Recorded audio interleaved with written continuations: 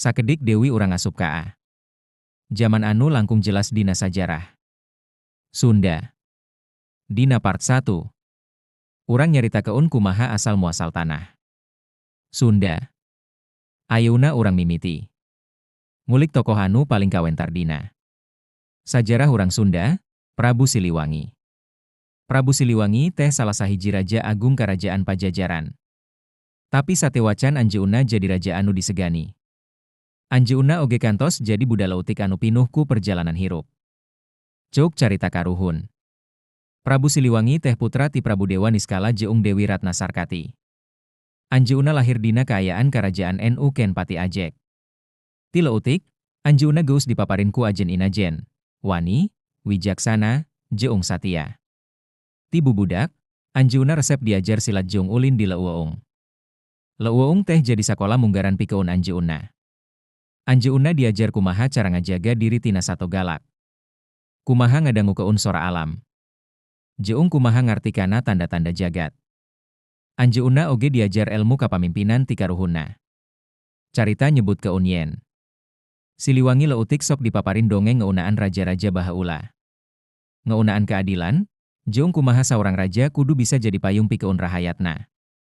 Tidinya lahir cita-cita pikeun jadi pamimpin anu adil tur wijaksana. Najan leutik, anjeunna tos nunjukeun sifat anu beda jeung barudak. Sejen anjeunna henteu ngan ukur mikiran dirina sorangan, tapi oge mikiran rerencanganana. Upamana aya rerencangan anu lapar, anjeunna sok ngabagi tuang ngeun. Upamana aya anu sieun, anjeunna sok ngajaga. Waktu geus rumaja, anjeunna mimiti nunjukeun kawani jeung katekunan. Aya carita yen anjeunna kantos ngalawan Mauung di Leuweung. Tapi sanes ku kasar, tapi ku wijaksana. Anjeunna bisa ngadalikeun rasa sieun, sarta sanggup ngajadikeun sato eta sobatna.